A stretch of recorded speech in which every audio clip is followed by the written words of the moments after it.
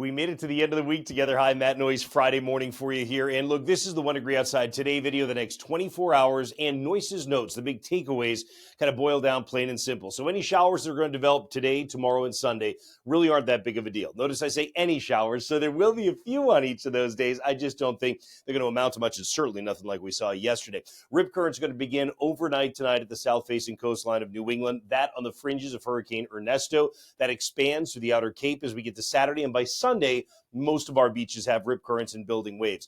Then we get some rain that comes through Monday with thunder as well, and you get comfortable low dew point air that comes in starting on Tuesday and lasts all of next week. There is a lot to look forward to in that regard. Meanwhile, today I wouldn't call it comfortable compared to where we were in the middle of summer with dew point temperatures in the mid-70s. That moisture content has come down, but dew points in the mid-60s are still a bit on the humid side, and that's what we've got all across the region today. Notice the abundance of clouds. It's with us here in the early going this morning. You're going to see that outside. There's patchy fog. We got a lot of rain in a lot of spots yesterday. That certainly contributed to it. And now without much wind to turn the atmosphere, it's hard to break them up. Well, this time of the year, the sun is still strong enough that eventually we will. I mean, even by midday, there's still a decent number of clouds in eastern New England. There's a decent amount of sun in northern and western New England. Now, where the sun breaks out, the temperature rises quickest. You may get an isolated shower in the mountains developing as soon as lunchtime today. Here go the clouds breaking up and starting to melt away as we get into the afternoon across eastern New England. That almost protects you in a way.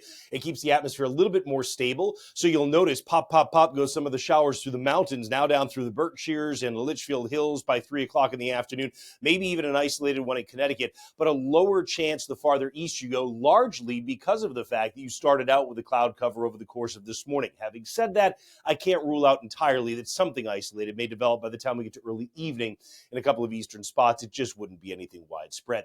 High temperatures today, though, are reflected by the fact not only that you've got the clouds that are stubborn in eastern New England, but also the wind that starts out of the northeast or a little light and variable, comes southeast later on. That's off the ocean, so it's just not really kind of the perfect setup to warm up. The farther inland you go and the more sun you see, the more you warm, both in western New England, as you come up through central New England for that matter as well. Admittedly, the New Hampshire seacoast also a little bit stubborn on the clouds, and that's why your temperatures are a little bit cooler, let's say, than the Lakes region up to the White Mountains. And when you come to the mountains, remember, you get that pop-up shower that may be with us, probably not down toward the main coastline, but certainly that's the possibility all the way out through the Green Mountains for that matter as well. The Great North does pretty well over the course of the day today, maybe a shower or a storm that develops out of the mountains of Maine, and also when you get into Nova Scotia, where, of course, we're getting ready for big waves and getting ready for rip currents as well, as Ernesto is expected to make a pass somewhere near Sable Island and then come up and scrape right along the southeast edge of Newfoundland. But nonetheless, we're talking about Friday night lows that'll be dropping down to the 60 to 65 degree range for many of us, I would say,